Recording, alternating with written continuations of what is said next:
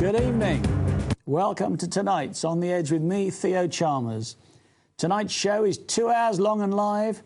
So if you have any questions for my guests during the show, text them to 87778 with the word EDGE, a space, and then your name, location and your message.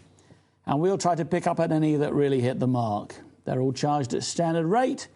So why not get ready to text? One of my guests tonight has spent years researching the 18th century origins of the Illuminati, its present-day existence and its links with secretive, invitation-only organisations like the Bilderbergers, the Council on Foreign Relations, the Trilateral Commission and others. He is a broadcaster and journalist and vice-chair of the National Union of Journalists in Bristol and is on both the NUJ Ethics Council and their New Media Council. He is my former guest, Tony Gosling. Alongside him is Oxford economist, former East European aid worker, author and investigative journalist Martin Summers, who will discuss why the powers that be may be engineering World War III in order to deal with our current financial crisis. What a show we've got tonight. Gentlemen, welcome. Hi. Welcome. Thanks very much. Good to see you again. Tony, you were on this show on the 15th of January last year. Was I? You were indeed, so it's just over a year. I think it's about time we had you back. Okay. And Martin, you work with Tony, don't you? We do. We run a weekly discussion programme on community radio in Bristol, dealing with some of these topics and lots of other topics as well. All right, well, let's look at the historical aspect first, shall we, of the Illuminati.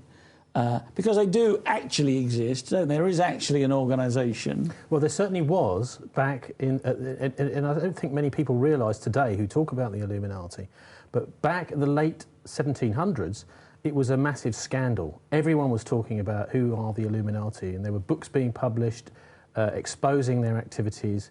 Because what pretty was happening much like was, today, then. Really. Well, yes and no, but you see, back in those days, I think that everything was pretty much grounded in the leaks and the facts of the day. Nowadays, I think that the whole examination of the Illuminati, if they do still exist today, is occluded by lots of disinformation, whereas back in the late 1700s, it was much more reliable information, less black propaganda and more good information. OK. So when was the Illuminati founded? Well, 1776, which roughly, is the same year as America was independent, became around independent. About that time, and it was founded in Bavaria by Adam Weishaupt. Now, I challenge your viewers to find a dictionary in their house, to actually open up and see if the Illuminati are in there. And you will find in many good dictionaries, particularly, like, for example, the Collins Dictionary... we spoke on the phone and I looked in my dictionary and indeed it is a Collins English Dictionary and it is in there. What it says is that it's a Masonic sect founded in Bavaria that believed that and this is where it gets a little bit peculiar, that the illuminating power of Christ resided within it alone. So essentially, if you believe that dictionary definition, it was kind of trying to squat the religion, basically squat Christianity and squat the name of Christ. So take over that name, and then so that everybody that wanted to know what Christ was all about would have to come through them.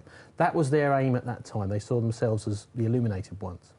As in knowledgeable or holders? Yeah, we are the holders of the truth. This kind of approach. There was a scandal in Germany at the time, and many of the people involved in the original Illuminati were arrested. But because of the scandal, there were a lot of leaked papers, which were actually penned in the pseudonyms that were used by the top Illuminati people. That is, counts, some senior aristocracy in Bavaria and other parts of Germany, and obviously Weishaupt himself, who was a professor at Ingolstadt University. So. Mm-hmm. The best, I think, anyway, what I've come across, the most interesting and best sourced information on the original Illuminati is all from those leaks and sources. And it was translated into English by one of the most well-respected scientists in Britain at the time, whose name was John Robison. He was a professor at Edinburgh University of Natural Philosophy. He was also the secretary of the Royal Society, and he was a close friend of James Watt, the inventor of the steam engine. So he was right at the cutting edge of the science of the Industrial Revolution. But he decided to take a year out of his life, dedicate it to exposing this organisation, because he himself was a Freemason, and he realised that the Illuminati were targeting Freemasonry. And he saw them destroying the organisation that he loved. So are you saying then that in those days Freemasonry was not as it is today? Well, I think it was very. The thing is, the outside society was also very different. Nowadays, we're free to speak about pretty much whatever we want. It's not like the secret police are listening in every cafe to hear what you're talking about. But back in the late 17th... There are people who watch this programme who might disagree with you, I Well, suspect. I don't think there are in Britain. There are in some countries. Depends where you live. Yeah, it depends which part of the world you live in. Okay. But I think in those days, people were very concerned about views which were controversial. And you could quite easily lose your job if you had controversial views at the time. Now, the same is true in some ways today for people who speak out and have religious views. But in those days, there was or views about GMO, or views about... In those days, it was a very religious weapons society. in Iraq, and, there's plenty of examples, modern-day examples. In those days, it was a very religious, very, at least nominally, Christian society. And if you went outside those views, this is where the Freemasons came into their own, because it was a quiet little speakeasy group that you could join the Freemasons, and there you were free to speak your mind amongst your peers. But they weren't nominally Christian, were they? They had some kind of acknowledgement of a divine being. That's my understanding. Well, but they were never overtly Christian as such. Is that correct? Many Church of England ministers, canons, even archbishops possibly were Freemasons and are Freemasons. So actually British Freemasonry is the centre of world Freemasonry, supposedly. Well, the Scottish Order, isn't it? Well, it's Scottish Rite, but it's basically United Grand Lodge, which is considered to be the centre of world Freemasonry, and that's in Covent Garden in London. It's based in London. One other example is Grand Orient Freemasonry, which is French. Now that is not religious or not Christian, certainly not even nominally Christian. That's an atheist type of Freemasonry. But essentially, in those days, if we go back a couple of hundred years, people would join the Masons so that they could speak freely with their views, and it was actually served quite a positive. It was quite a positive thing in order to promote free speech. Nowadays, we don't have the same sort of problems in civic society. Most people can speak about whatever they want to, so there's no need for the Freemasonry nowadays, at least in that way.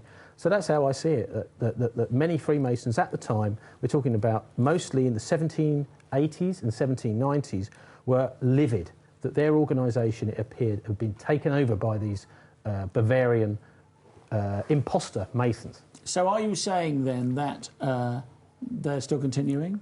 Well, this is the big question, isn't it? And I think I'm asking you that big question. If you look at the aims from the original documents, their aims were absolutely specific. They were targeting religion and government. So they wanted to control all of the governments, that is, all the legislation made and all parts of government in Europe, including royalty.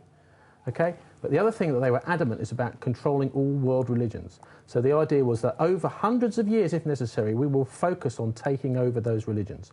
And we have to look at the way that all these governments and all these religions have gone astray, particularly since the beginning of the 20th century with the First World War, which was absolutely horrific and horrendous, and the Second World War. So we're now in an era where we almost expect, possibly every 40, 50 years, another world war, which is an absolutely dreadful situation to be in. Well, I think a lot of people don't expect another world war. I know they said after the First World War, the Great War, as they called it then, it was the war to end all wars, and then rather soon afterwards we did have another World War. Didn't they say the same after the Second World War? With the formation of the United Nations? Without perhaps so much conviction, possibly. Well, with the formation of the United Nations, I think most people were determined to learn the horrific lessons that, from the rise of the Nazi Party and from the Second World War and the horrific 6 or 7 years that it took for that war to play out. And what we've seen, of course, recently since is an absolute trashing of the United Nations Charter. The idea that you have to go through the UN General Assembly and Security Council in order to invade a sovereign country. There's all sorts of checks and balances along the way to make sure that that is accepted as a consensus by the world community. Of course, that was completely thrown out of the window when it came to the invasion of Iraq. But even the Constitution of the UN is grotesquely unfair, isn't it? That there are certain members with special status, like the UK, and other members that don't have that status. In a way, the United Nations is acknowledging this idea of might is right. Because what they're saying is only the most powerful countries, and let's not pretend that the people in those councils really represent the people of those countries, but only the most powerful countries will be in the Security Council, and that basically everything that the Security Council does at the UN trumps the General Assembly. OK, let me read out a text. Mark in Leeds has said, people are in prison now for exercising so-called free speech. Now, it's true, isn't it? In this country? Yes. Yes. Well, Martin, what do you think then? Well, I think that it's quite obviously the case that things are more repressive now than they have been in recent years, and it depends where you live, whether you've got freedom of speech or not. I went on a trade union delegation to Colombia in 2004, and those people have got freedom of speech, and then they get murdered. And that's part of the Western alliance. These people are in alliance with our governments. So this question of freedom of speech and whether you're allowed to speak or not is a very open one, isn't it? Well, the American military is massive in Colombia, isn't it? Indeed. Absolutely. And threatening the borders of Venezuela. They've just got 7 new bases that they've opened up, and most of the democratic governments in Latin America are very unhappy about that. So that's another front of escalation in this war on terror that we're all supposed to be in. And, of course, they're now surrounding Venezuela from Haiti as well, miraculously. But that's another story. I mean, I find Tony's emphasis upon the historical background to the Illuminati in the 18th century interesting, but not terribly directly relevant to our circumstances. I think we have got cabals of people who are trying to steer the world in the wrong direction, but they're not 18th century aristocrats. They are modern day people, and they've got their own agenda based on their modern desires. You know, most of the people who set up the Illuminati in the 18th century are, let's face it, dead. They're certainly not doing anything now. OK, well, Lisa Kitching says, were the Illuminati connected to the Knights Templar? I live in Roslyn, Scotland. Well, I think that there is, again, a lot of this evidence is circumstantial. If I can just read you a little quote out from John Robison's book. One of the things he explains... This is that John Robison from... Robison wrote this book in the late 1700s, and it's been reprinted several times. It's also available at sacredtexts.com on the internet. But one of the leaks, which was translated by Robison from the German into English, was the great strength of our order lies in its concealment. Let it never appear in any place under its own name, but always covered by another name and another occupation. So would that other name be the Masons then, or would it be something completely other than that? Like one of the things that also, common purpose, shall we say, as an example. One of the things he also talks about there is that they want to use Freemasonry. He's very clear right from the start, Weishaupt, is what we do is we insinuate ourselves into Freemasonry, and we operate like a secret society within a secret society. So you have a kind of on the outside a kind of innocuous secret society. Inside, they feel much safer to operate criminal activities from within there. OK, Matt in Neath says, what was Albert Pike, Freemason or Illuminati? Possibly neither. Boy, he was certainly a Freemason, but I don't know all that much about Pike. So I think he's someone that was certainly involved in the sort of darker side of Freemasonry in between this time I'm talking about in the 18th century and now. But possibly both. Who knows? I don't know. This is one of the things that makes it very difficult to pin them down. They've said openly at the start, we are always going to give ourselves different names. We're never going to use the name of the Illuminati. And of course that makes sense, doesn't it, if you want to keep yourself hidden.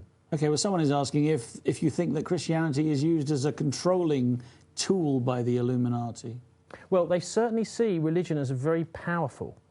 The idea that they can sort of take over the interpretation of various spiritual traditions and put their spin on it, I think is the way I see that they operate. I believe they operate. Would it be limited to Christianity, or would it be other faiths? All religions. I think this was made very clear. Islam and Judaism and... Yes, they wanted to make sure that the interpretation and the ideas that most ordinary people get about these religions are filtered through their spin, if you want. And that it's very difficult to actually find out the spiritual kernel of these religions, other than, certainly not by going through the churches or by going through the mosques. You may find it very difficult to actually get to the religion itself.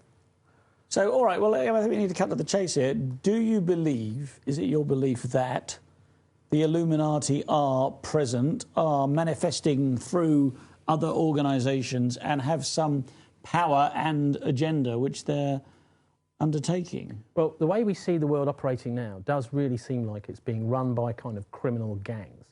by people who are actually using war as a system of murder for profit. People in the security industry and in the arms industry are making a mint out of the war on terror. It's like their wet dream, the most wonderful thing they could ever imagine. Constant war. It's very 1984, isn't it? It's a war that can't be won. If you have a war on terror, then who are the enemy there? Whoever you say they are today. Well, let's compare what the Russians did in Georgia, whatever it was. It was about sort of 18 months ago now, wasn't it? Yes. It was a 4-day war, which was over in 4 days. What we seem to be doing in the West now... generally the way of it in 4-day wars. Yeah, but it was what the West seems to be doing is taking on countries literally forever.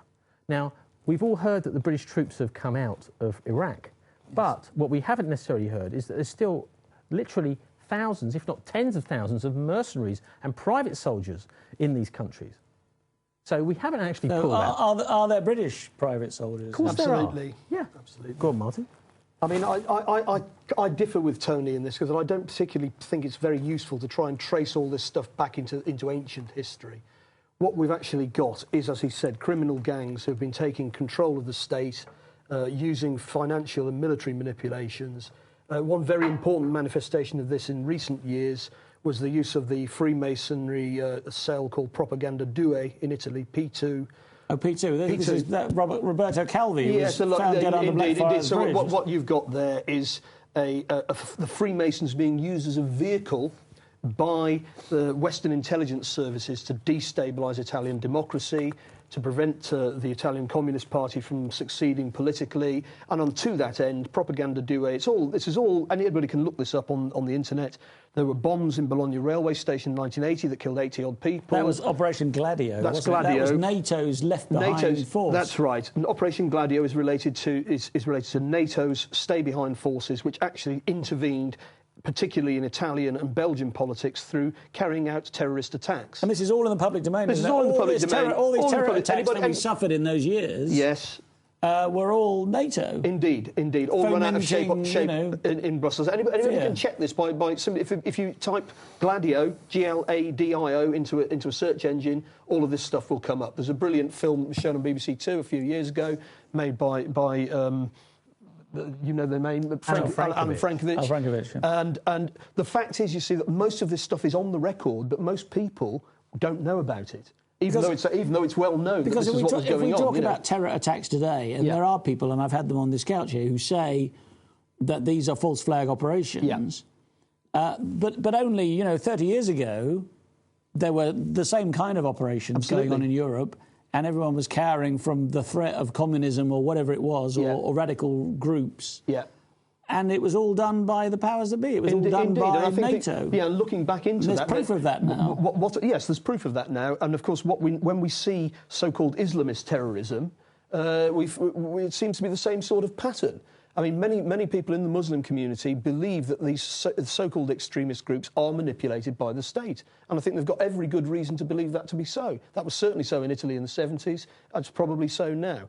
And I think that we need to actually focus more on what's going on now and worry less about what happened in the 18th century. All right, well, let's talk about their plans. I mean, Holly in Reading says, are the Illuminati behind the Georgia Guidestones? And I should explain the Georgia Guidestones are a set of stones in Georgia which talk about depopulating the planet. Well, I hate to disappoint her, but I'm not convinced that the same organisation still exists today. But I think there's a lot of evidence to point towards it. And I think you've got to be quite careful. I mean, it's a bit of speculation to say the Illuminati still exists. But it certainly looks like a criminal organisation that is now in charge in the NATO zone. And it looks like, to me, it is quite, it's the NATO area. If you look at the NATO countries... It's not just NATO that does this, though. No, but if you look... I mean, one of my specialities is the Bilderberg meetings. And those meetings only take people from within the NATO area. They were planned during the Second World War, 1943. As the Second World War was going on, the Americans and the Council on Foreign Relations were looking at the end game, and they wanted to make sure that Europe was going to follow an American lead in the years after the Second World War, and they were looking also to create a European Union of some sort. Back in 1943, this is when the Bilderberg was originally set up. I think we need to be absolutely clear that is a NATO zone operation. If you're from China, Russia, Africa. I even got the President's Office of Malawi once phoning me up saying, I want to join the Bilderbergs, because I had a website about it. And I told him, I'm very sorry, but no African presidents are allowed to join because it's a NATO zone organisation. And in fact, there was complaints about this, and we had about 4 or 5 years ago, the first Russian name appeared, but it turned out they were from the Carnegie Endowment for International Peace in Moscow. They weren't Russians at all, they were Americans. They were Americans. OK, I think we need to tackle this question here because it is like a bit of an elephant in the room. So this is from somebody called Larry David, and he says, it appears from Tony's website that he is a fundamentalist Christian. Could he please elaborate further his beliefs, and is he against socialism?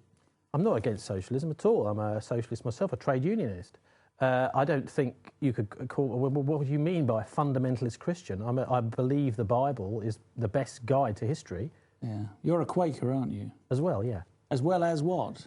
Well, as well as a Christian, yeah, because funnily enough, not all Quakers are Christians. Oh, you really? get all different faiths amongst Quakers, even though it was originally Christian. OK, all right. So do you have anything else to say about your faith? Is it germane to any of this?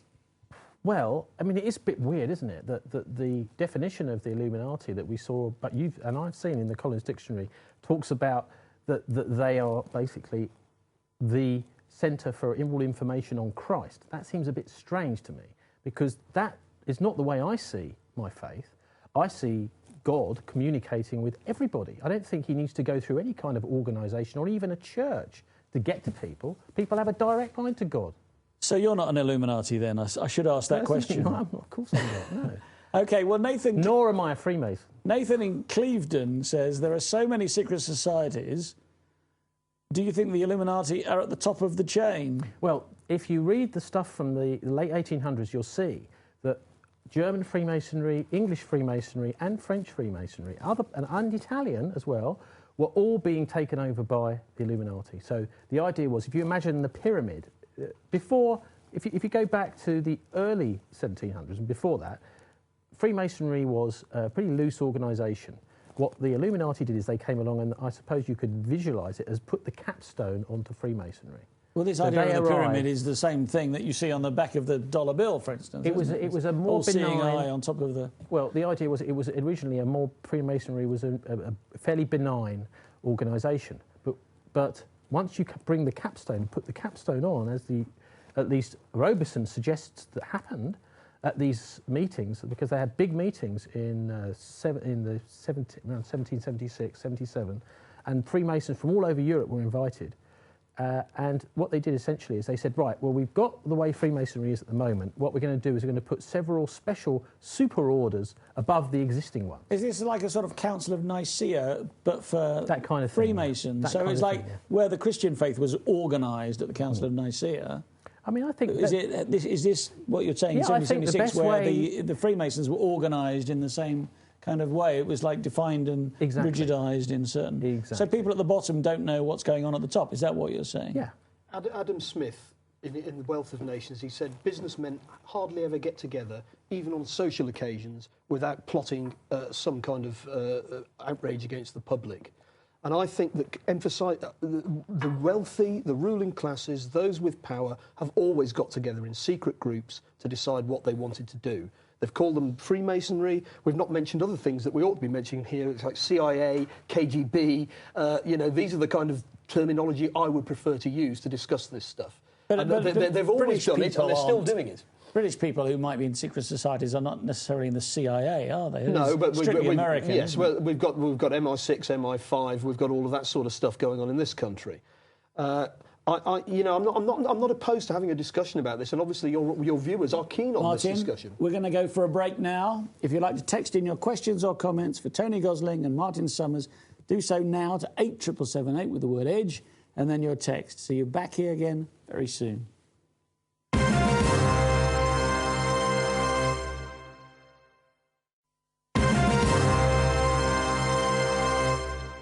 Welcome back to On the Edge with me, Theo Chalmers, and my special guest, Tony Gosling and Martin Summers.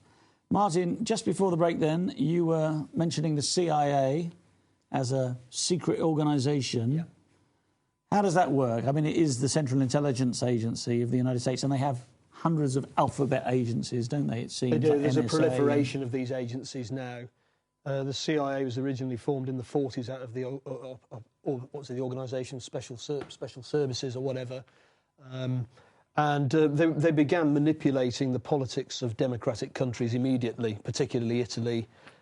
Most people don't realise, but it's again on the record, that as the Allies invaded Italy in the 40s, the mafia were put in power as they went up the boot of Italy, because the mafia were anti-fascist. They would keep the communists out. They were reliable. So Lucky Luciano was released from prison in New York, and he made sure that everything was cushy for the Americans. Well, he helped the Americans in the Second World War, didn't he? Yeah. And also, of course, what they wanted to do, in places like Sicily, there was a very strong chance that if they got a free vote, they'd vote for the Communist Party. That wasn't acceptable to the Western powers, so they made sure that didn't happen by making sure that the mafia were put in power in those places, and that's where the mafia gained its power, modern power, in Italy. And it wasn't anything to do with the 18th century. This is the 1940s, but of course it carried over into the 70s and beyond. We've still got a huge level of corruption in the Italian state, but it's not the only state that's corrupt. But a lot of South American states have been overthrown as a result of CIA. I mean, we saw the overthrowing of the democratically elected president in Honduras last year, and that was again carried through with American power. The CIA and other agencies removed the fella, Zelaya, from power. So when we say that Obama's in power now, the Americans have changed their spots, they haven't. It's the same story. Same story. What do you think? Well, I mean, Martin's saying that the P2 has nothing to do with the Illuminati or whatever, but I would challenge that, because to take another quote from the original Illuminati, we're going to have a bit of argy-bargy here, is they actually said, this is, again, it's his original translation from the original German from the 1700s, that none is fitter than the three lower degrees of Freemasonry. The public is accustomed to it, expects little from it, and therefore takes little notice of it. So that actually there they are saying that Freemasonry is the perfect vehicle for our aims. I think this is not conclusive proof, absolutely not, and it's not the sort of thing that you could get someone to court over, absolutely. But it does suggest that Freemasonry is used as a vehicle. OK. Well, let me read out another text. Lyndon from Leicester says, what people, I assume he means which people, form the Illuminati in this day? So who's in the Illuminati? Well, I think we have to look at suspects. We have to look at people who are involved in these Illuminati-style organisations. Well, like the Bilderberg. Secretive and powerful political organisations. So we're talking about finance and we're talking about statecraft, really.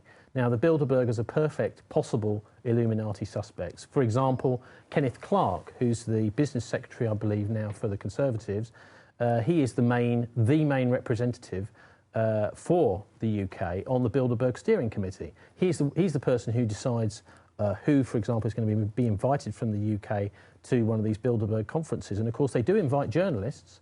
They invite journalists from The Economist magazine and the Times to do the reports, but they are sworn to secrecy. Now, I, as a journalist, if I'm invited to a conference and sworn to secrecy, an international conference talking about the big issues affecting the world and possibly coming to a consensus about how best to address those, I've got to report that to my readers and my listeners, haven't I? Well, especially if it affects their lives. If you feel that you're conducting some sort of public service. My experience of these conferences is, if you puncture that little layer of secrecy, if you actually get the local press in the country where the conference is taking place to take an interest, you'll find within a split second you've got all the TV channels, all the radio channels and all the newspapers will suddenly arrive on the scene, because they can't believe that such an incredible collection of rich and powerful people could be secretly hiding away in a little hotel somewhere. Well, the last one was in Virginia, I think, wasn't it? In the Chantilly, in the Marriott Hotel in Chantilly in Virginia. And the one before that was in Greece. In Greece, yeah. Well, what they're doing increasingly... Well, I'm, in a way, lucky, because I went along in the year 2000 to Jeanval in Belgium, just near Brussels, and what had happened is the Bilderbergers had to change venue for some reason at the last minute. And so they were in a hotel which actually had a public footpath running right past the front of it. So, and it was a public holiday as well, so the Friday was. So ordinary members of the public were just wandering past this hotel as people were going in and out, and it created a security nightmare for them. But it was brilliant for us because we got lots of good pictures. Nowadays, these conferences tend to take place in very, very secret, remote venues. So in other words, they will be keeping everybody, including the press, about a mile away. the closest you'll be able to get to the conference centre is about a mile away. Which is effectively meaningless, isn't it? Well, but I can you tell might see a blackened limousine. You might be surprised to hear this, but there are some of the people at those conferences that find them really oppressive and stuffy and want to get out and talk to the journalists. When I was there in Versailles, I think it was 2002, we had I think it was the Greek finance minister actually came out and said, "I'm really sorry, guys, to us journalists. I tried to get you a list of the attendees." Yeah, so he'd actually tried to smuggle past security a list for us. But what Webster Tarpley says about Bilderberg is that it's not where the line is decided, it's where the line is disseminated. Yeah? So you get all the powerful people together, the line's already been decided, and they're all told what to think. So they're not actually deciding very much in Bilderberg. And the more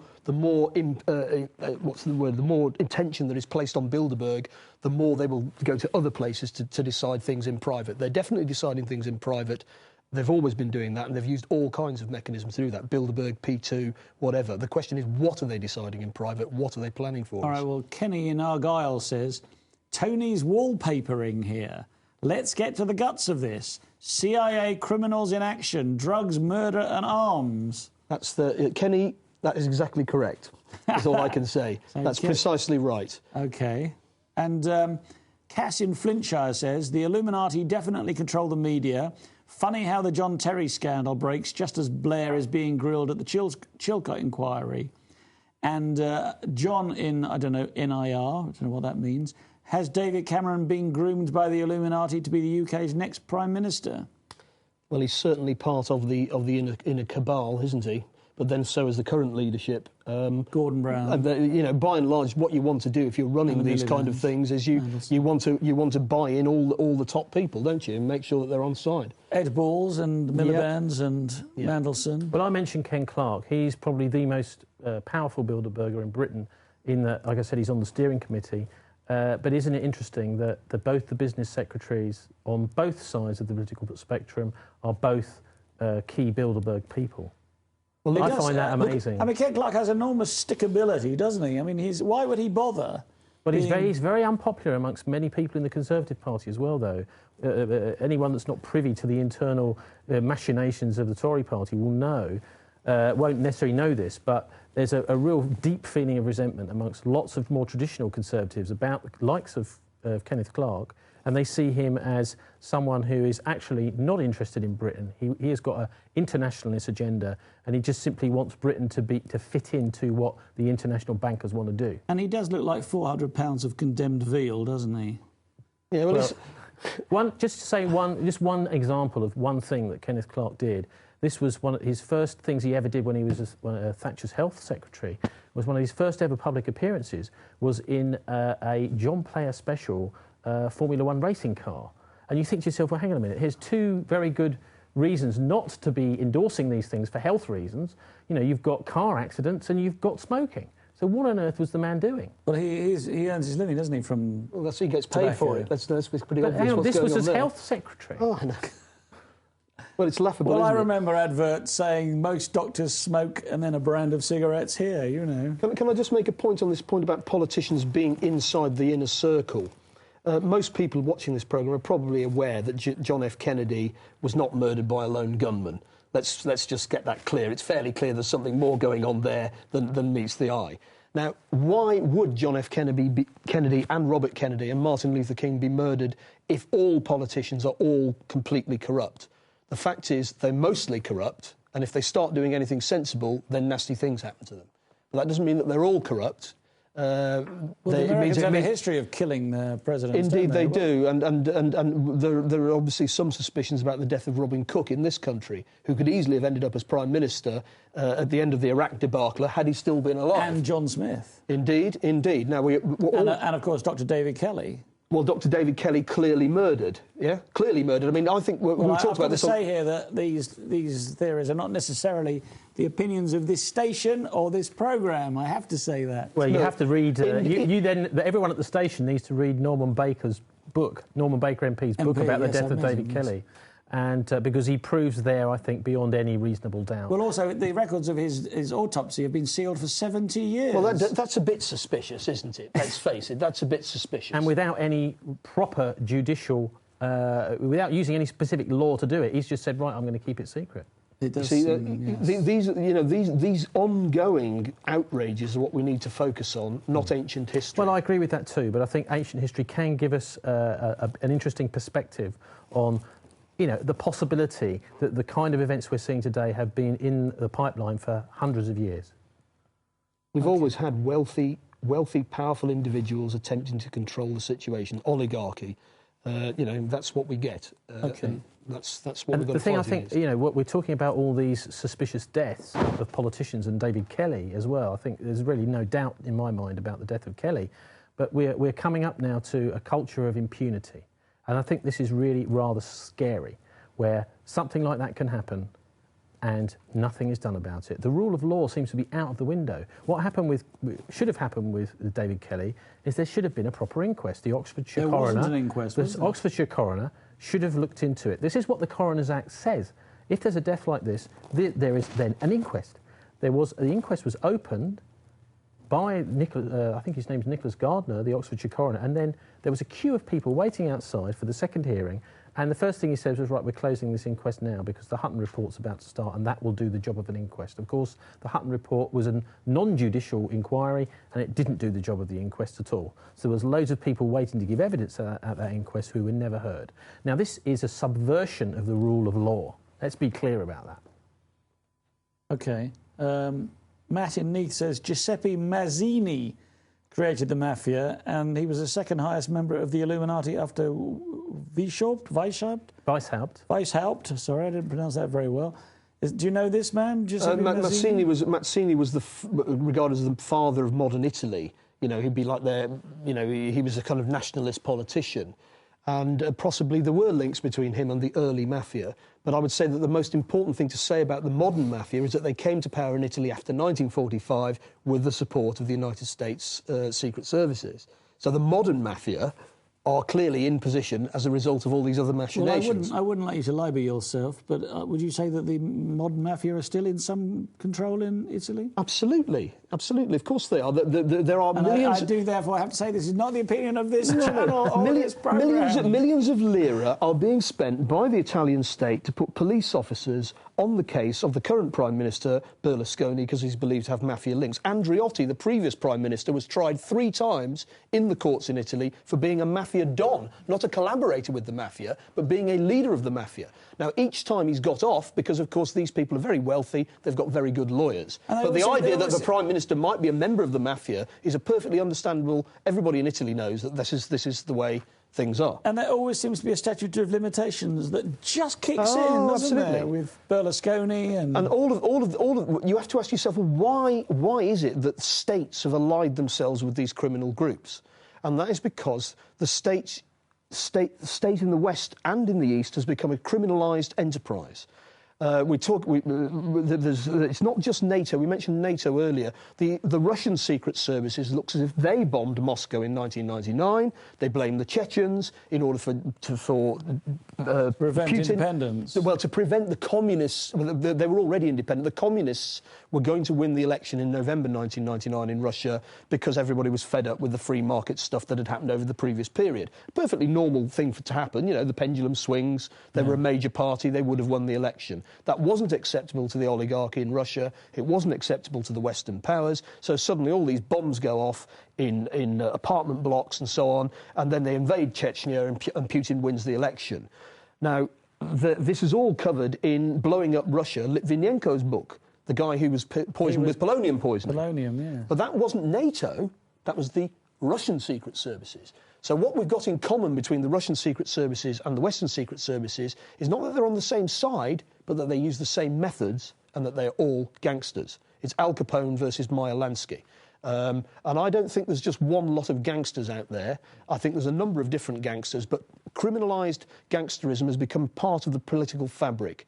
And one of the things underlying that, of course, is the international drugs trade, and there's documented linkages between the Western security services and the drugs trade. A simple point, Walid Karzai's brother in Afghanistan, named by the DEA as the major drug dealer in Afghanistan, named as a CIA agent.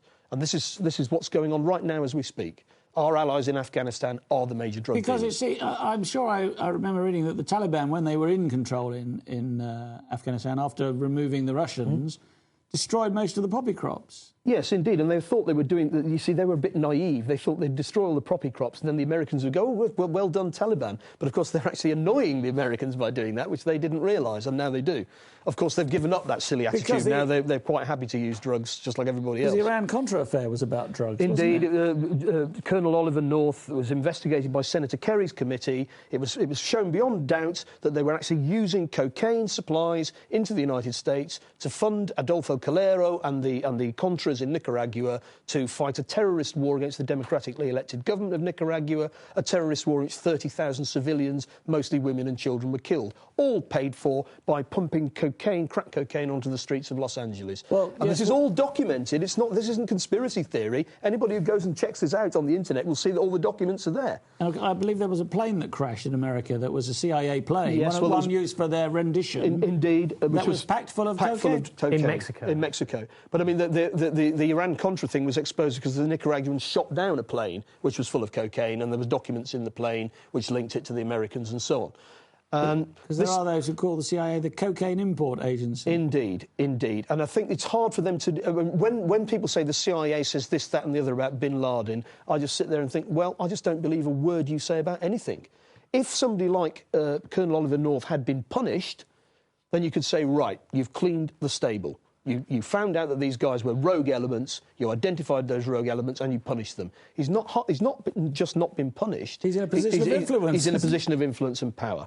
And a lot of his close allies at the time, like Robert Gates, who was the current US Defence Secretary, he was the head of the CIA in the 1980s when all this heroin from Afghanistan was being used to fund the war against the Russians. He helped to set up Al-Qaeda as a sort of an Islamic international brigade to fight the Russians. And this is the guy who's in charge in the US now, telling us we've got to do this, that and the other to fight Al-Qaeda. You set them up. Well, Al-Qaeda, I understand, is Arabic word for the database. Yes, that's what Robin Cook said when he was Foreign Secretary. He said it means the database, and it was a database held in Amman in Jordan of all the nutters from all over the Middle East that had been recruited by the CIA and MI6 to fight in Afghanistan. And that's where they came from, against the Russians.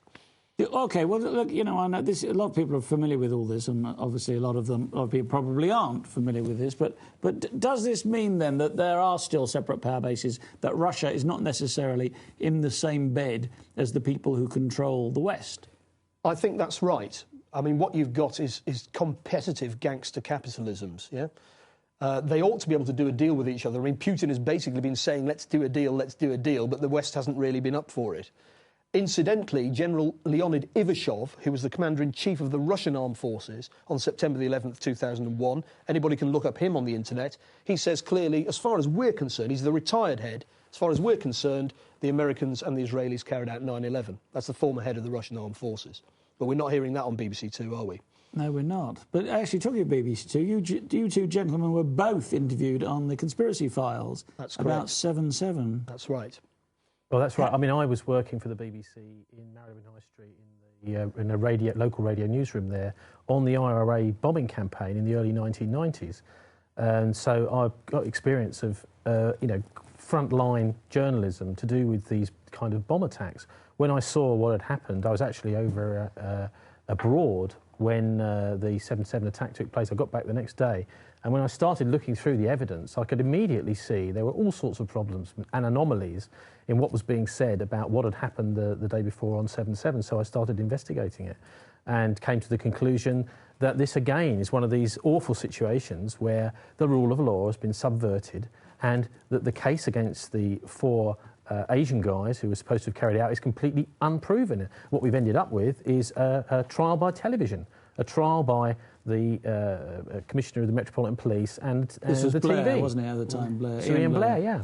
Well, I've done two programmes about 7/7. I've done one with Nick Colostrom, who wrote a very, very good book about 7/7, and also one with Daniel Oberchicki, who was on the bus that blew up in Tavistock Square, and whose version of events, as an eyewitness, is very, very different from the official version. Well, after we were on that programme, we actually did a presentation at Birmingham Central Mosque the following week, and people will not be surprised to learn that many Muslims do not believe the government's story about what happened on the day. For example, what Nick Colostrom showed was that the train that the bombers were supposed to have caught didn't even go that day. It was cancelled. Yeah. And what kind of police investigation is it where you don't even bother to check the basic facts, like whether they claim they've got CCTV footage of them getting on the train. Well, Except we've never seen that, have we? No, we haven't seen it, and they can't possibly have it because the train didn't run. Now, that's extraordinary, isn't it? What sort of investigation is that? Well, we're getting back here to this whole subject of the culture of impunity again, aren't we? The idea that something can happen so devastating as the 7/7 London attacks, well, like, and the rule of law is suspended. John Charles, the manager's, who was shot dead with there was an inquest bullets in the head. Let's be fair, there was an inquest, however flawed it may have been, into that killing. But the jury was instructed by the judge, by the is it a judge in an inquest? It's not, is it? It's a coroner, not to bring in a death of unlawful killing. Yes, but you see, actually, the jury can say what they want. The judge can't officially instruct them. But they nevertheless a jury can overturn a judge's recommendation. Would they have the courage to do that? Clearly, they didn't. If they did think. What was interesting to me about that case was that they claimed that the CCTV footage that had been shot of him going into the tube was completely. They didn't have any, and none of the cameras were working that day. So this is some weeks after the original attack. Once again, all the cameras don't work. All the cameras aren't working. Now, what that shows is that the state routinely lies about these kind of cases. Now, that doesn't mean that we can come up with a theory that explains everything that's going on. Of course, we can't. But people should never just believe what the government tells them about these things. It does make things very difficult, though, for people because, the one thing that it seems, according to what you're saying, is that the government wants us to be is afraid. Mm-hmm. And actually, by saying that none of the things that they're saying that should make us afraid are true, we actually might become even more afraid of them. But I question whether the government is the lead agency in all this. I think there's a lot of pressure on the government in various directions, particularly by the private security industry and by private military companies, the likes of Blackwater. Which is these now kinds called of people. Something else, isn't XE. They put themselves forward as experts. For example, if you go onto Blackwater's website, you'll see, if you want to be the expert nuclear warfighter in the world, come to us. We can help you out. And this is the kind of industry which really does need to be curtailed because these people have a massive vested interest in war. Well, it's not just them, it's the people who make the weapons. Yes. Companies like in the UK. I mean, we're one of the major arms suppliers to the world, aren't we? Yeah. Us, the Israelis, the French, the Americans, Chinese. Right. Let's talk about China, actually, because you mentioned that, there's this kind of standoff between Russia and their bunch of criminals, as you put it, not necessarily the view of this channel, and America and the West, if you like, the UK, possibly the EU and America. What about China? China's a world power. Yeah, and they're very... I mean, I wouldn't like to live in China, and China dominates its own people, but they, by and large, mind their own business. Unlike us, we've got our finger in lots of different pies. So they can't be unaware of what's going on, if indeed these things that you're describing are going on. No, they're not unaware of those things, but they generally try to keep quiet. I mean, Obama has just agreed to supply a lot of new military equipment to Taiwan, which seems extremely odd thing to do, because he's actually relying upon the Chinese to buy US government debt and to reduce the value of their currency to help the Americans. So then he goes and gives the Taiwanese a load of military equipment. I mean, the Chinese are not very happy about that. Well, I'm not surprised. No, nor am I. Well, I think China's human rights record is appalling. For example, you're not even allowed to look at an Amnesty International website from China. Outrageous. Yeah. Amnesty's not allowed to exist in China.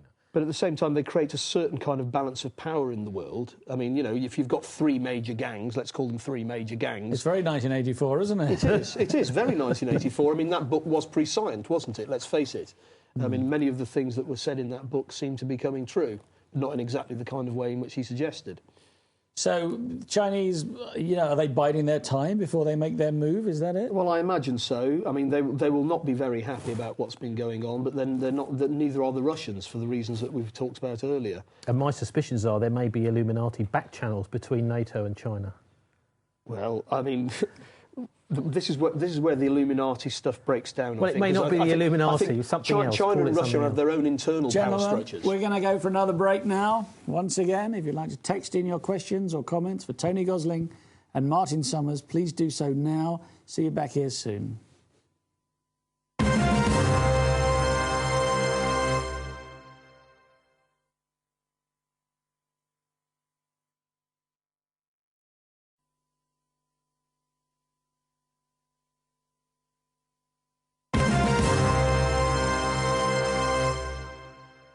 Welcome back to On the Edge with me, Theo Chalmers, and my special guests, Tony Gosling and Martin Summers. Right, Bilderbergers. We've talked a lot about Bilderbergers. What about other groups that are secretive? You know, what about... Well, one of the things that's quite useful to point out is the direct connections between the Bilderbergs and Freemasonry. Okay. I mean, a lot of people might just think, well, you know, how can you prove that? But there are several individuals who are key people in the Bilderbergs who have been proven to be Freemasons. I mean, the guy, Joseph Rettinger, who's a Pole, who was the guy that convened the very first ever meeting. He was also working for MI6 at the time, which Stephen Dorrell showed in his book, 50 Years of Special Operations, all about MI6. And of course, the first meeting... He was a Mason. The first meeting was at the Bilderberg Hotel, wasn't it? In Oosterbeek in Holland, a hotel which was owned by Prince Bernhard. Who was also a Bilderberger, apparently. Well, he was at the first Bilderberg meeting, certainly chaired it until 1975. And are other members of the royal family in the Bilderberg? Let's just stick with Bernhard for a second, because he was an officer in the SS. This is something which I've put several times into Wikipedia. This is the Nazi SS. I've put this into Wikipedia, pointing out that Bernhard was actually in the SS, an SS officer in the run-up to the Second World War. And every time I do it, I can literally see Wikipedia go pop, and it disappears off of Wikipedia immediately. So this is a bit frustrating that part of the historical record on Bilderberg is not being said. Certainly when the BBC did a programme, they made no mention of this. So you've got the Freemason was the guy that started it, not Bernhard, but Rettinger. He convened the meeting. And then the last meeting that happened here in Britain was Turnberry in Scotland, a big hotel golf course, in 1998. And that meeting was organised by a guy called Andrew Palmer. Andrew Palmer was the personal assistant to the Duke of Kent. The Duke of Kent is the Grand Master of World Freemasonry. Yes, he is. So you can see that Bilderberg is not just any little think tank. It is absolutely welded into the highest echelons of Freemasonry. So people who join Freemasonry thinking, oh, it's just a sort of benevolent society and it helps me get contracts and things with my mates. I think we've got to be slightly careful here, because some people who join Freemasonry do it with the best intentions, and they carry on through their Masonic career as basically decent people. But what they don't necessarily understand is that as that kind of person, it's very difficult to progress. So they're providing cover, are they, for the nasty guys? Is that what you're essentially, saying? I think so, yeah. And I think it's fair to say, and I've got some evidence of this, anecdotal evidence, talking to Freemasons, that there's battles going on within Freemasonry. Some people trying to keep it a decent fraternal organisation, and others trying to use it for their own criminal ends. OK. What about other secret organisations? What about Skull and Bones, for instance? Well, I mean, the classic thing to do with Skull and Bones is that George W. Bush and John Kerry, who were both competing for the presidential election, were both members of this organisation. Which is Yale University Secret Society. That's right. It's based at the campus in Yale, on the campus in Yale. And I just think that if you look at the kinds of positions of power that these people have adopted, it's very clear. And Anthony Sutton himself, who wrote a book all about it called America's Secret Establishment, was absolutely adamant that the organisation is there to accrue power, nothing else. And all areas that one could think of as powerful, things to do with education, finance, law, politics, big business and industry, all of these key positions. This is what the order does, the Skull and Bones order, is channels its own members into key positions in all those areas. If you come back to the 2004 election where Kerry was fighting against Bush, Kerry effectively threw the election and gave Bush... Bush had to win it. He still had to go to court. There's a guy who's just... there's an investigation going on into a computer hacker who worked for the Republicans who died in a very mysterious plane crash. I'm afraid I've forgotten the name of the fellow, but there's lots of evidence to suggest that Ohio was basically a computer-stolen election in favour of Bush. These are the Diebold machines. Yes, so in other words, on this occasion... the second Bush term, that's right, the second Bush term. So Kerry has to lose, Bush has to win. Because Gore, officially, according to a lot of people, Gore won the first election. Indeed. So Bush was never elected either time, yeah? But the opposition also let them get away with that, don't forget, yeah? In other countries like Ukraine or whatever, if people cheat, people go into the streets. In the US, they just resign and let them win. And then, of course, you get your turn with Obama. But, of course, Obama is himself under pressure from all of these groups to do the wrong things. And he does seem to be doing many of the wrong things, as we might have predicted. Damien Lovett in Chesham says, I'm new to this. I love all this stuff. Please keep it coming. Well, we'll do our best, Damien. Well, we do. We do every week in Bristol on the radio. I mean, we do our own radio show. Yes. And people can listen to it on the internet if they want. And on something FM, isn't it? It's on 93.2 FM over the city of Bristol, but we're also on the internet at bcfm.org.uk. BCFM. And we do a 2-hour show where we review the week's news. What is that, Bristol City FM, is it? Bristol Community FM. Oh, Bristol Community. Yeah. So we're doing this kind of thing every week and trying to keep abreast and give us, I suppose, what is more of a honest, community-minded, down-to-earth point of view, rather than the sort of stuff we're served up day after day after day by the rather safe mainstream media. You never see this stuff. Even when you guys were on the Conspiracy Files on BBC Two, yes. It was kind of, you were kind of, well, we were sidelined a bit, weren't you? We were presented to look a little. We were presented as dangerous because we were stirring up the Muslims. Frankly, the Muslims didn't need to be stirred up. Many of them are from Pakistan. They know very well that the state, the Inter-Services Intelligence Agency, the Research and Analysis Wing of the Indian Army, this kind of false flag terrorism is normal stuff for them. They know it's how it works. And when we were talking to the production team, the BBC production team, in the run-up to it, we were stressing, look, we really want you to focus on the background to and the sort of context in which the London bombings happened. The other thing is I wanted them to do, and I made this absolutely clear, is let's talk about the rule of law. Let's talk about why hasn't there been a public inquiry? Why haven't there been any inquests? Blair called it a ludicrous diversion, didn't he? He did, public indeed. inquiry. And he would say that, wouldn't he, in the immortal words of Mandy Rice Davis? You know, I mean, did you see what he was doing at the Chilcot inquiry the other day? He mentioned Iran 40 or 50 times. So instead of apologising, he was warmongering again. Shamelessly warmongering. All right, Sarah in Sheffield says, those who own the banks run the world, don't they, as Kissinger said. Henry Kissinger. Well, it's pretty obviously the case, isn't it? I mean, they've crashed their own banks, and then the taxpayer has been ponied up to sort it all out for OK, them. well, Martin, you're an economist. Yeah. What's going on? Well, we've had the last 30 years, if people are old enough to remember, we've been pursuing this free market ideal where the market decides everything, the bankers know what they're talking about, we don't need any kind of government intervention, we don't need any kind of regulation, and of course we've come to grief as we were predictably going to do, because of course you do in fact, you need a market. We don't want to live in Maoist China, but that market needs to be regulated by, democratic control and so on. But of course, democracy has been eroded in the ways we've been describing, and then these private interests have basically captured the state, and they're pursuing their private interests as we speak. I mean, there's bankers, military, and basically criminals of all kinds, because we're talking about drug dealing, arms sales, and so on. It's a sad reflection on where our society's come, and it's also actually an insult to Britain's war dead in 2 world wars. For all the struggle, all the sacrifice, for what? So they can do all of this again. Were those wars genuine wars? I mean, I've read lots of books that suggest, for instance, it's well-known fact that Prescott Bush, who was George H.W. Bush's father... was a friend of the Nazis. Was not only a friend of the Nazis, but his bank financed the Nazis, and actually he was brought to justice to some extent. He was arrested. After the war. He was arrested during the war for trading with the enemy.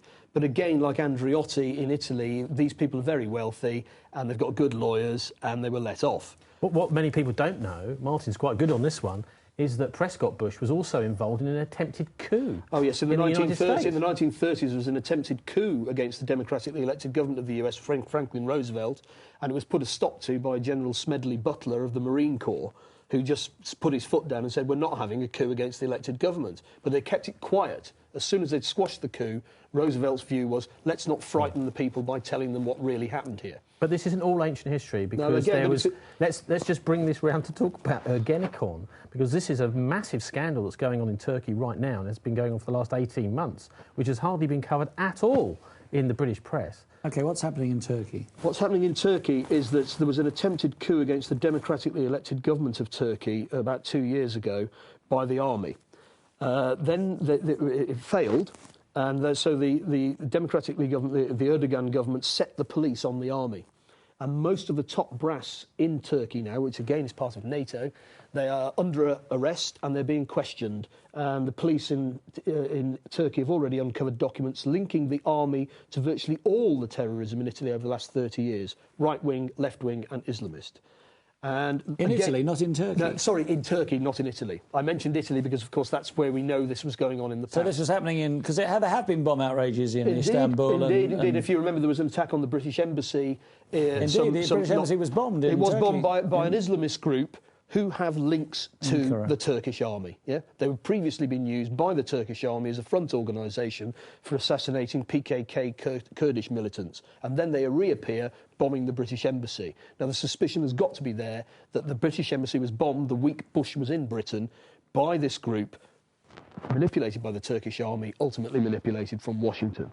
Yeah? So we're dealing with people who are using these terrorist events to try and steer our perceptions. They're quite happy. It doesn't matter who is collateral damage, it seems. As long as they know when the bomb's going off, they just make sure they're not there, don't they? But then Vincenzo Vinciguerro, who was one of the fascist terrorists in Italy in the 70s, and it's in the Gladio film by Alan Frankovich. Frankovich, he says the whole point was to attack innocent people, as innocent as possible, so that they would get frightened, and then they would call upon the state to protect them. Now, of course, so they don't actually go for their enemies, they just go for anybody. If you're a real terrorist, you're not going to want to go for innocent people because, of course, it just blackens your name. Yep. You're trying what you would want to do as a real terrorist is say, for example, what the IRA were doing, which is to go for military targets, for political targets, and eventually they ended up just trying to destroy financial targets without anybody dying. No, but they set off lots of bombs in city centres. I was talking about eventually. All terrorism, even if you mean well, tends to go badly. I mean, you know, the French resistance ended up killing a lot of innocent people because once you start messing around with bombs and guns, that's what happens. But there is also a kind of terrorism which is deliberately designed to create fear in the population so that the state can aggrandise itself. You often have to ask, I mean, if you ask the question, qui bono, who benefits from terror attacks? If you look at, say, 9/11 or 7/7 or the Madrid bombings, and you ask the question, who benefits? It's the military-industrial complex, isn't it? Well, it does seem to be the case, doesn't it? That you know, it's hard to believe that a man sitting in a cave in Afghanistan or wherever actually benefited from what happened on the let me just reiterate what I said earlier. General Leonid Ivashov, who was in command of the Russian armed forces on that day, is on the record on the internet saying, as far as we're concerned, it was the Americans and the Israelis who carried out that attack. Litvinenko, who died in one of our hospitals of polonium poisoning, if people read his book, it's all in the shops, Blowing Up Russia, he blames the FSB, the Russian secret services, for the attacks in Moscow. Now, I think these are the kind of people who know what they're talking about. Litvinenko was an FSB agent. Ivashov was the former commander of the Russian armed forces. Well, the motto of Mossad, the secret agency of Israel, is by deception shalt thou wage war. Indeed, and the Israelis seem to be past masters of this false flag terrorism game. So what Ivashov is saying, it's not just the US armed forces, it's the Israeli armed forces who've been involved in this as well. And let's not forget the effect of this. 2 days ago, we had a Defence Green Paper where they're now seriously considering cutting back massively on our armed forces and spending much more defence money on surveillance of people within Britain and possibly within other countries. So what they see is that soldiers in the future may be doing what is essentially a kind of policing role. Now, this is really 1984, isn't it? Well, it really is. And I mean, I know they've done it already in America, haven't they? And they've got something called posse comitatus. They're not allowed to police the people. But they did in New Orleans after the hurricane. Well, can I suggest, when I spoke at Birmingham Central Mosque last year, I stressed to people that we must not give up on the idea of an accountable police force working for the community. And that although all of these things we are saying are very bad, we shouldn't give up on the idea of an accountable police force. If you look at the peace process in Northern Ireland, everybody, responsible people, have all agreed now to support the police force to try and get to the bottom of everything that's going on. And I think that that's the way forward in the first place. We've got to get an accountable police force, as we've seen in Turkey. The accountable police force is arresting the generals with all the scrambled egg on their hats and they're going, well, do you know who I am? We're saying, we know exactly who you are, General. Where were you on the night of the 14th? And that's what we need to see. Wow. OK, so we're taking lessons from the Turkish police then, are we? Indeed. They are doing the job that they're supposed to do, which is to catch the terrorists. And if the terrorists turn out to be our own general staff, well, that's just too bad, isn't it? Okay. What about the Pope? Dennis Wheatley says. Dennis Wheatley, are you sure? Tony's going to have to do Says, Dennis Wheatley. hi, Theo. What do your guests think about the recent comments made by the Pope about equality and the Vatican in general? Thanks. The recent comments made by the Pope saying the Pope that equality laws are being misused. Well, he said that they shouldn't apply to religious institutions, didn't he, I believe? Well, I think, most institutions do actually decide what kind of people they want to employ. I don't think the churches or any religious organisation is any different. The idea that, you would be, say, for example, a Christian organisation would be forced to treat equally a Satanist and a Christian if they were thinking of employing someone is ridiculous. It's a question of whether they've got public money or not, Tony. If people are spending their own money, they're allowed to spend it whatever they like. But if they've got public money, then there's got to be some kind of control. Massive amounts of public money are wasted every day, aren't they? I know, but we're contracts. talking now about religious organisations in receipt of public funds. If they're in receipt of public funds, they've got to be accountable for those funds. They can't just do what they want with them. OK, Paul in Ascot keeps texting this. I'm going to read it out. Well, some of it. Is the Illuminati the Committee of 300, and are they connected to the Georgia Guidestones? Well, I've come across some of this stuff about the Committee of 300 from someone called John Coleman, and I don't take him all that seriously. I think he's just a little bit overzealous in his assertions. And I've checked out some of the sources that he talks about, and they don't check out. So I think that it could be just a ruse, this thing. I'm not sure. OK. Good question. What worries me about all of these kind of ways of trying to think of everything as one big conspiracy is that we actually pulls our attention away from the actual conspiracies that are actually current now, that are actually running right now this minute. What are they then, right now? Well, the main problem we've got, as I say, is the criminalisation of the political structure. So the mafia have become integrated into the state. It's very clear in Eastern European countries. I used to be an East European aid worker. It's very clear that criminal groups have become the power in the country. Same is true in Colombia. Isn't it a mistake to use the word mafia? Because everyone thinks of the Italian mafia. Yes, well, they do. I mean, the word mafia is confusing because, of course, people think of them as glorified drug dealers. Well, certainly in Eastern Europe, the mafia tended to be what used to be top secret service people who used to bully people for the government. And when capitalism arrived, they realised that they were going to have to bully people on their own account, which is what they set off to do. But, of course, they've ended up being very, very powerful in these countries. But the idea that it's only in Eastern Europe that criminal groups have captured the state is simply wrong. It's a fairly universal phenomenon. And one of the things that drives this is the illegal drugs trade. And, of course, the fact that it is illegal means that there's an awful amount of criminal money involved, which has to go somewhere. And I would be in favour of legalisation of drugs for that reason, because it undercuts the criminal market and therefore undercuts the potential for these kind of criminal groups to operate. But it looks like that's never going to happen. I mean, the current government, under Blair, not decriminalised, but lessened the offence of marijuana. Yeah. They made it a different category, and then decided they changed their minds. Was it because people were actually using marijuana more often and then not buying the more expensive? No, I can tell you reasons I think it was. It's so that the police could get their figures up more easily by arresting people for cannabis rather than the harder drugs. The problem is that people discuss the drugs issue in terms of its health impact on people. And, of course, nobody's pretending that if you sit and drink a bottle of whiskey a day, you're going to be a healthy person. And nobody's pretending that if you get stoned all the time, you're going to have a nice life. But that's not the issue. We don't ban whiskey. We say it's legal, but we're going to control it, and we're going to tax it, and we're going to make sure that it's not sold to you by a criminal who's also linked to a terrorist. Yeah? We've got to try and cut out the illegal market. But you're suggesting that these people, that are in power in this country, in the UK, you're suggesting that we are controlled to a greater or a lesser extent by criminals. We are indeed. I mean, if you think about the people in charge in the United States, people like Robert Gates, I mentioned him earlier, the Defence Secretary, he should be in prison. In fact, under existing US law, the kind of things they were doing in Iran-Contra, he should have been executed. Not only has he not been executed, not only is he not in prison, not only is he not hiding his head, he's in power now, and he's lecturing us about what we've got to do to stop Al-Qaeda. And you feel like saying, well, you set up Al-Qaeda, you personally. So we've actually got a kind of continuity of personnel here. Right, now, I think this makes them vulnerable, because you'd have thought they could have come up with some other puppet to say this stuff, but no, it's exactly the same people. And we're talking about Elliot Abrahams, we're talking about Wolfowitz, we're talking about John Negroponte. All of these people were named by John Kerry's committee as criminals. They were given a pardon by George Bush Sr. 200 of them, they were given a pardon. But they were, in fact, drug dealers, criminals and terrorists. in every sense as bad as any IRA man that went to prison. They're exactly as bad as that. Although they're not in prison. we're treating with the IRA now, aren't we? They're in power. Indeed, and I would say that they are a tough group in their own right.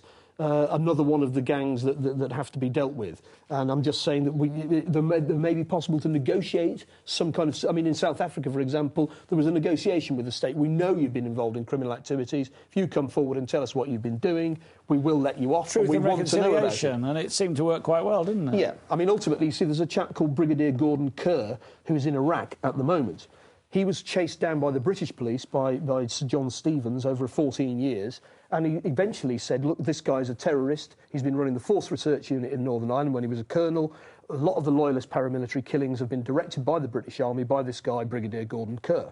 But Brigadier Gordon Kerr was never put on trial, although he should have been, in my view. And guess where he is now, folks? He's now running... He is still in Iraq, running something called the Joint Services Group from inside the Green Zone in Iraq, which could, in fact, be involved in false flag terrorism. Well, that's got to be the suspicion. Remember, a couple of years ago, we had this incident where the Iraqi police attempted to arrest some British soldiers who were disguised as Arabs. Undercover. Yeah. You remember that? Disguised as Arabs, yeah. Now, this has got Brigadier Gordon Kerr's signature written all over it. Yeah, and of course, he's... Well, again, I have to say at this point that this is the opinion of my guests and not the opinion of this programme. Lord Stevens. It was the opinion of Lord Stevens of the Metropolitan Police that this guy was a terrorist as well. So you can, it's me, Tony, and Lord Stevens. Yeah. Okay.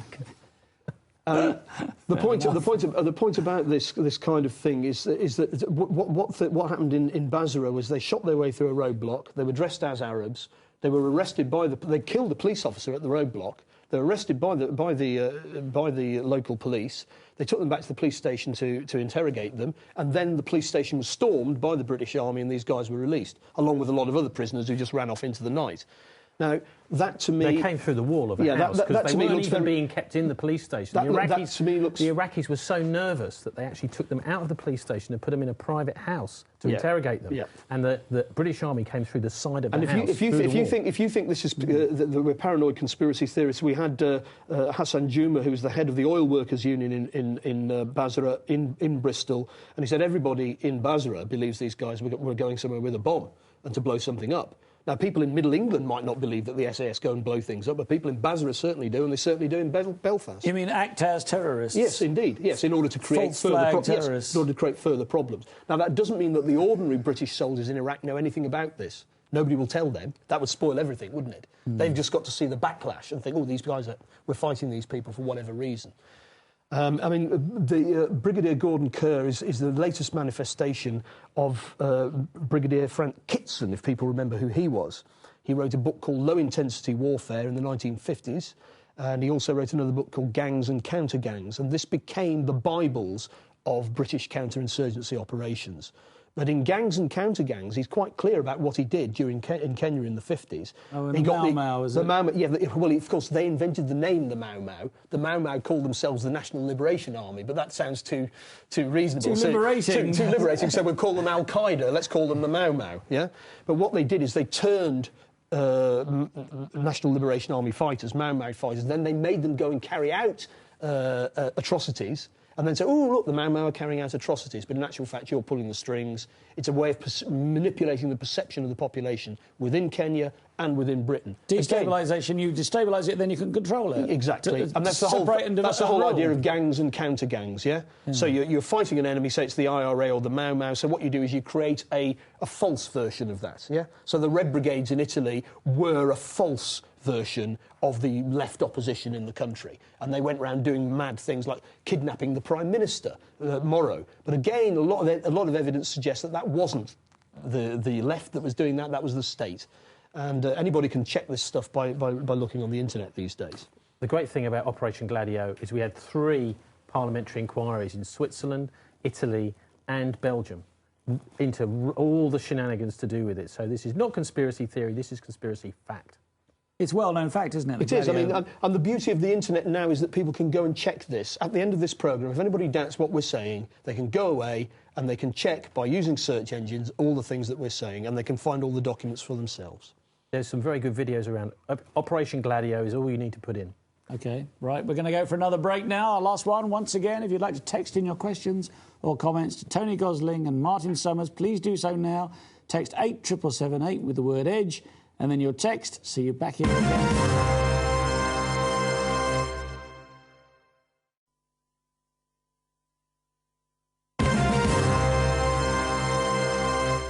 Welcome back to On the Edge with me, Theo Chalmers, and my special guests, Tony Gosling and Martin Summers.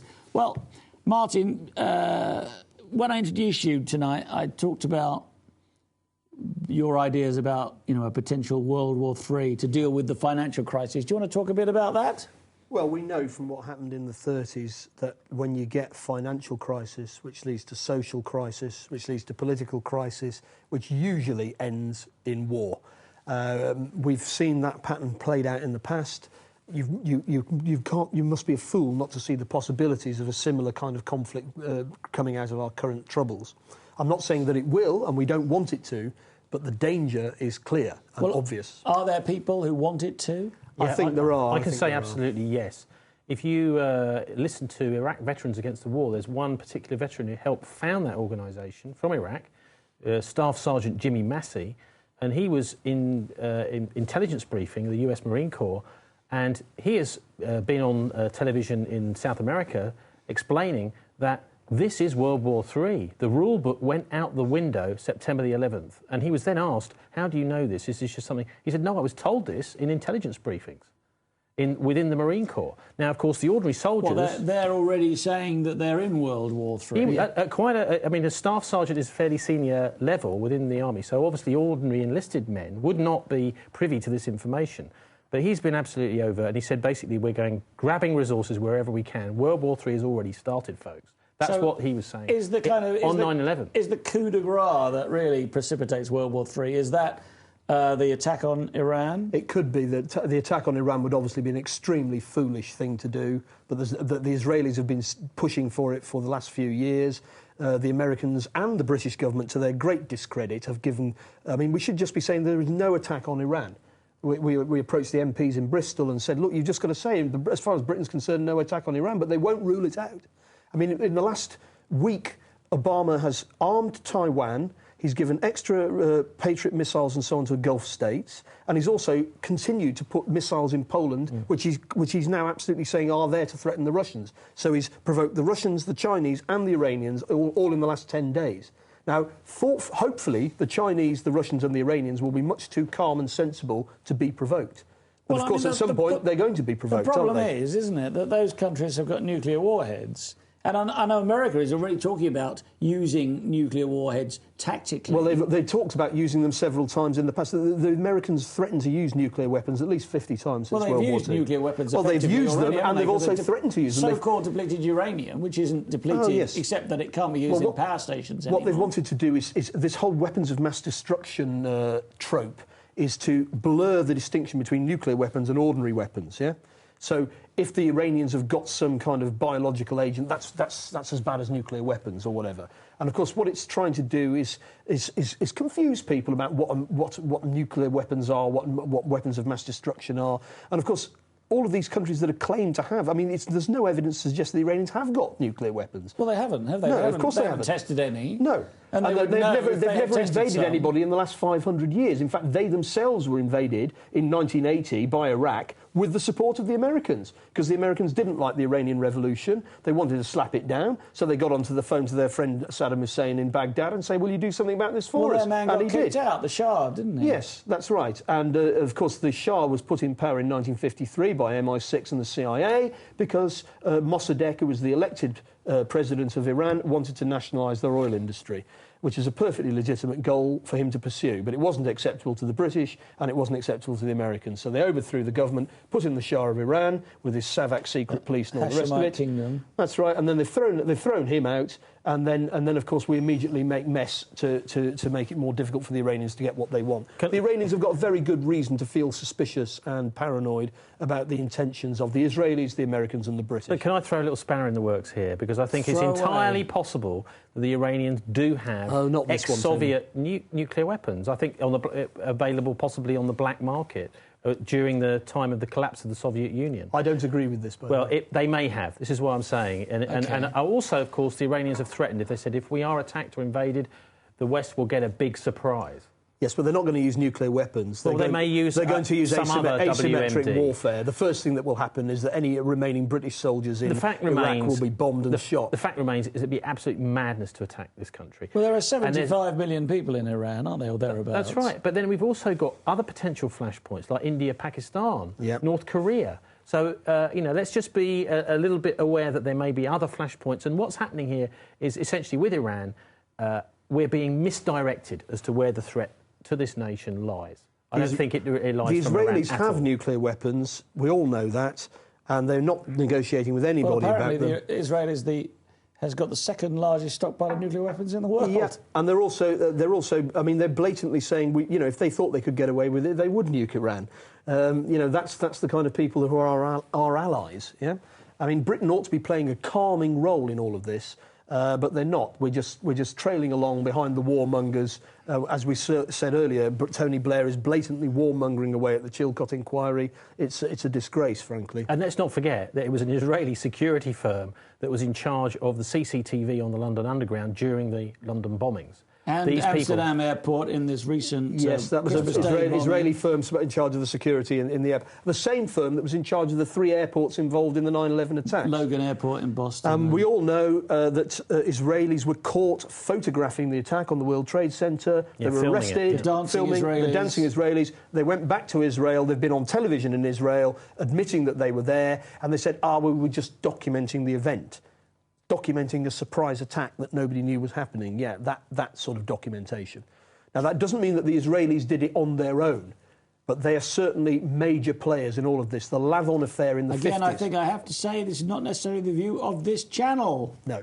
But, for example, with this firm that was running security, Variant Systems, the parent company, Converse, was one of the biggest investigations ever into that company by the Securities and Exchange Commission. Now, these are the people that regulate the New York Stock Exchange.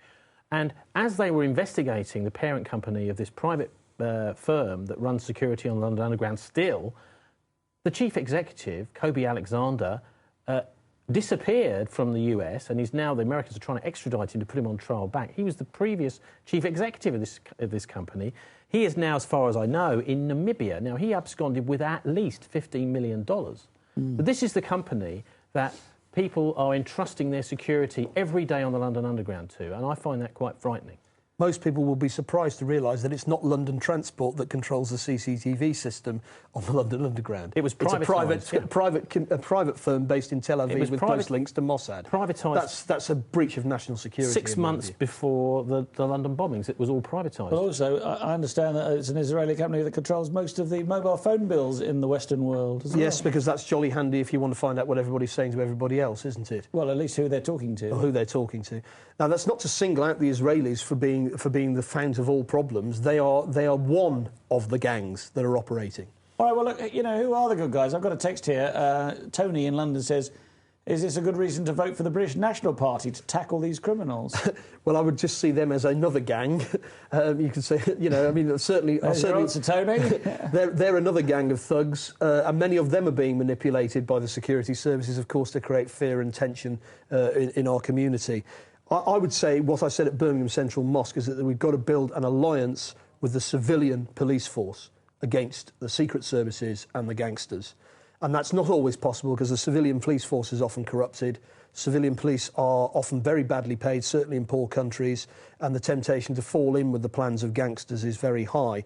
But I think what we've seen in Turkey, where the civilian police have taken the military to the cleaners, or are taking the military to the cleaners, that's the way forward. But they will need support from the civilian population. They won't be able to do it on their own. Well, you say that, and I'm sure there are good people in the police in this country, but it's now a possibility that you don't have to be a British citizen anymore to be a British police person.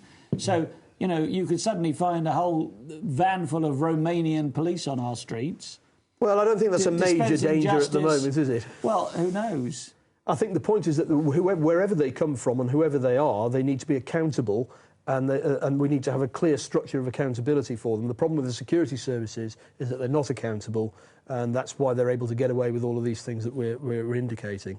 OK. So all right, well, let's look. Who are the good guys? What can people do? We've got 14 minutes left of the show.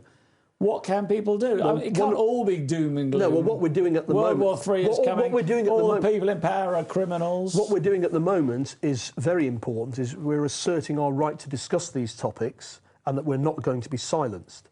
And if you go around Bletchley, around Milton Keynes, anywhere, around Bristol, you will see war memorials with the names of people on those war memorials who gave their lives for our right to make programmes like this and to talk like the way we are. Not our privilege that somebody can take away from us, our right. If we suspect that our own security forces are involved in terrorism, then we're going to call it like it is, whether it's Belfast, Bristol or Milton Keynes, and that's the way it's got to be. Well, that's all well and good, but the fact is, a lot of people who listen to this will say that you're fantasists, that you can't prove any of this. You can't. This is such a big conspiracy. Surely someone would talk. Well, they have talked, but people aren't. There's plenty of information out there, as we indicated. Most people don't know that information because the mainstream media don't direct them to it. David Kelly talked, and look what happened to him. Yeah.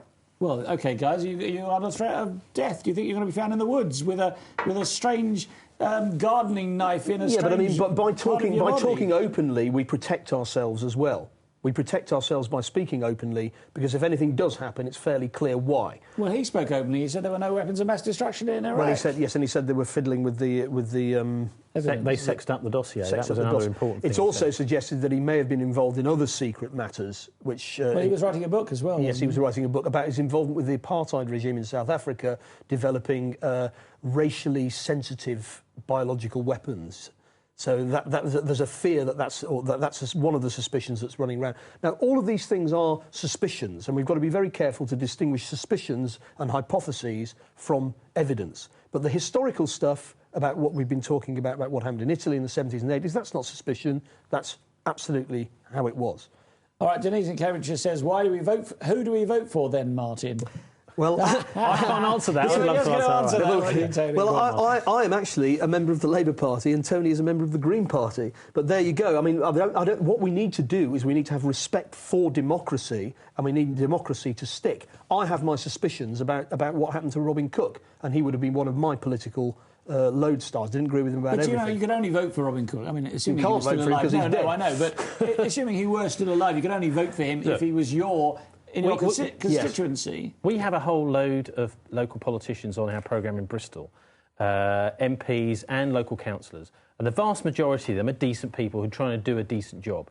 So my recommendation, it is a serious question to people, is actually get to know, through press articles, through going to surgeries, your local politicians, and find somebody who you think is worth voting for. Now, in many cases, you might find in one constituency that someone from one party will be a decent person to vote for, but vote for the individual. Don't vote for the party, because the parties are too similar. But they run a party system. Look, the fact is that under British government, the system that we have now, we have virtually a president, don't we? Yeah.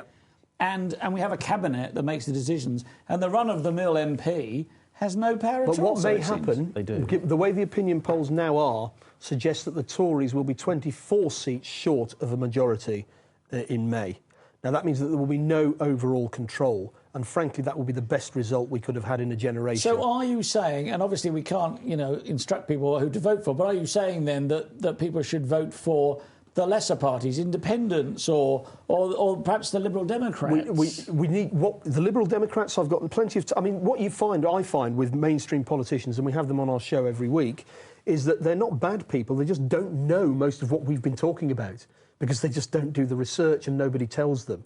And they're often completely nonplussed when we go into these areas. Well, don't they dismiss it as fantasy? Because it's outside the norm, yeah, but we've isn't it? also had local councillors in Bristol embracing all these 9/11 conspiracy theories and very interested in what really happened on 9/11 and disbelieving the mainstream media. There's a part of the United Kingdom where people are very, very aware of this, all of these things, of course, and that is Northern Ireland, where people have been voting and understanding what's been going on. They've been voting and fighting as they've been voting for the last 30 years. Well, so they do know that there are two sides to this, and it's not It's interesting, isn't it, that people who've had a hard time in some respects, like perhaps the people of Northern Ireland, and quite a few have texted in tonight, And perhaps the Muslim population of the UK who kind of understand that they're being got at. Yes. Well, let me also tell you, this is literally 2 years after September the 11th. I was chatting to a local policeman in Bristol, just an ordinary PC, and I said, "Oh, we're selling a film on the internet about September the 11th." Oh, he says, "Oh, we know no plane hit the Pentagon on September the 11th." And speaking as a policeman. What does he mean, we? Does he mean just well, his, he means his branch? Him and his friends in the police, I would imagine. Canteen well, talk. how a 757 can disappear inside a 16-foot round hole, engines and all, is somewhat hard to understand, one of the things key in all this is why hasn't the mainstream media, the national TV channels, tackled this in the way they should have tackled it? Well, you were on the Conspiracy Files. You so you had a chance to say to the producers... We did, but what they they did is that, of course, they only showed the bits of us they wanted people to see, and lots of important information of the kind that we've been talking about on this sofa this evening. They had plenty of footage of that. They didn't use it. Well, it seems to me they set up a straw man, the weakest possible argument or set of arguments, and then they shoot those down and they go, there you go then. Well, understand what happened, particularly the BBC. In the mid-1980s, the BBC was, shall we say, nobbled. Alistair Milne was a programme maker and he was the Director General in 1986, and under Margaret Thatcher's government, I mean, they were commissioning programmes which were actually very critical of some of Thatcher's policies, and particularly of the far-right involvement in the Conservative Party. And Alistair Milne, who had just come from destroying the Times newspaper, was appointed as chairman of the Board of Governors of the BBC, and he says in his biography that Victor Rothschild actually asked him, can you sack the Director General? Because Victor and Margaret Thatcher were very close. And I think we can see that ever since the mid-1980s, the whole direction of the BBC has been pro-big business, pro-corporate, and downhill from that point. And it's been under pressure, really, to put that point of view. It's not really, I think, any more interested in the ordinary members of the public as it should be. In fact, we've seen in the newspapers in Bristol over the last few weeks all sorts of criticism of just simple old BBC Radio Bristol has been coming under all sorts of criticism for having no local identity and not having links with the community. And this is what the BBC was set up to do. I mean, when it was originally set up, local radio, in the 1960s, I believe, 60s and 70s, people could just walk off the street and go and have a chat to the producers. There was no security. Now, it's like they're in an ivory tower. How many levels of security to protect the producers from the public? And a lot of the rest of the media is essentially commercial infotainment. It's just there, as somebody said earlier, to fill people's minds with rubbish. Yeah, somebody texted in, why are we not talking about David Kelly? Why are we talking about some dog or cat or whatever it is that was killed on EastEnders? And indeed. Who killed... Is it a dog or a cat? I don't really care. People have only got so much time in the day to absorb information, and if you spend most of that time absorbing useless information, then you've got very little time to absorb anything important, haven't you? Even if it's available. Unless you watch this show. Indeed. Indeed. Possibly. I mean, but what we're doing here and having an honest discussion about these issues is a terribly important thing. It is what it's all about. And in free societies, that's what you do. However difficult the discussion is, however hard it is, you have a proper discussion about it. And we're doing this at the margin here, but at least we're doing it. And we're happy to be here doing exactly that. And it's not a trivial thing. Freedom of speech, I would go so far as to say, is the only thing worth fighting for. Everything else is a lie and a lot of rubbish. But freedom of speech, that is the only thing worth fighting. But where the BBC have let us all down, and other national broadcasters in the right to be heard, when people are actually articulating this stuff, very often they're just marginalised. As you had Daniel Obachicki on here, as you were saying. Yeah. He was interviewed by the mainstream press, I think it was the Sunday Express, immediately after the 7/7 attacks, but none of the interview was ever printed because it wasn't saying what the reporter wanted it to say, and the editor, obviously, as somebody along the line, decided, no, we're not interested in this. Bruce Late, who was interviewed on the 7/7 programme that we were on, he was an eyewitness on the tube, and he said there was no bomber. The bomb was under the train. Now, he said that, and it was reported in the Cambridge... he was in the carriage, one of the carriages. He was in one of the carriages, and he survived because he was behind one of those glass partitions. Yeah. And the mainstream media have not picked up on his eyewitness account, because he said there was no bomber, because it doesn't fit the official story. So the official story takes precedence over an eyewitness statement. And we're seeing this now in this underpants bomber story in the US. We've got Kurt Haskell, who's a lawyer, who was on the plane saying, well, look, the guy went through the security without going through the scanners and everything. He had no passport. No passport. And he had somebody with him who got him through the security. Some well-dressed Asian gentleman. Yes. Who talked him onto the plane. Talked him onto the plane. And also, they've admitted, a congressional committee has admitted a couple of days ago that he had a visa to travel to the US because they wanted to keep an eye on him. So they let him get on the plane. So they knew he was a on. terrorist threat. If he was a terrorist threat, and not just some random person who's been set up. His father is one of the wealthiest men in the world. Yes, well, his father's an interesting character in himself. He's a Nigerian banker, that's what we've been told, but he's actually the head of the arms industry in Nigeria. And he spent an awful lot of time in Tel Aviv because a lot of his Nigerian arms come from Israel. Now, and then, of course, we've suddenly decided, it's all to do with Yemen. This guy comes from Nigeria, but it's to do with Yemen. Oh, and by the way, folks, we didn't tell you this, but we started bombing in Yemen 3 weeks ago, but we didn't want to tell you anything about it until we got somebody to pin it on to make you understand what we're doing. So we're starting a war by stealth in Yemen, and we're now just being told about it because of this underpants bomber stuff. I mean, it's just getting ridiculous. Well, they control the Straits of Hormuz, don't they? Of course, yes. Yemen, and, yes. and they're surrounding. Well, strategic. They're surrounding Iran, yes. aren't they? Yes. Bit by bit, country by country, they're surrounding Iran. Yes. Well, they're trying to take over everything. I mean, the US empire actually aspires to be a total empire. It's the first one ever. I mean, Nazi Germany was a second-rate power that wanted to dominate Europe. The British had an empire, didn't they? Yes, it was the biggest one of all, but the American one is getting bigger, isn't it? The sun never sets. Well, the sun never sets on the American empire as we speak, although, as we said earlier, the Chinese and the Russians and many other smaller countries don't want to play ball. Venezuela, for example, is a thorn in their flesh, which is why they've put all these extra military into Colombia. I mean, it's absurd. The Colombian regime has got an appalling human rights record. I went on a trade union delegation there a few years ago. I talked to people whose family had been murdered and killed. Absolutely outrageous. You go to Venezuela, the opposition to Chavez is allowed to shout as much as it likes. They have loads of TV programmes, much bigger and more better watched than this one, but nobody tells them to shut up. They get complete freedom of speech. The other big gap we've had in mainstream media coverage, of course, is linking the financial crisis to the war on terror. Yeah. Now, is it not possible that all this massive amount of extra military spending occupying all these foreign nations illegally is partly to blame for the lack of resources available? There's a very interesting point to make on that one, to look after Tony. the British people and to do education, health and all this kind of thing. When 9/11 happened, the dot-com bubble had just burst. And in actual fact, we should have had the crash then. But because of 9/11, they were able to say, oh, no, we can't have the crash now. There's going to be we've got to print money and pump the economy up. So they used 9/11 as an excuse to chuck money into the economy against the rule book, which meant that the bubble was extended for a further few years. But we come to the end of that now. 9 years. Yeah. Oh, well, actually 8. Well, they're chucking money at it now, and they're trying to restart the bubble, which is what the stock market in Britain and the US going up a bit is them trying to restart the bubble. I think it's hopeless.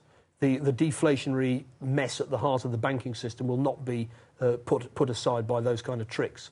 And when the crash comes, of course, you then have the war, and then they've got all the Patriot Act on the books. They've got all the emergency legislation ready to go, and you can see what kind of future we're looking at. Gentlemen, that is all we've got time for. Thank you to everyone for watching our special 2-hour show, and for those who texted.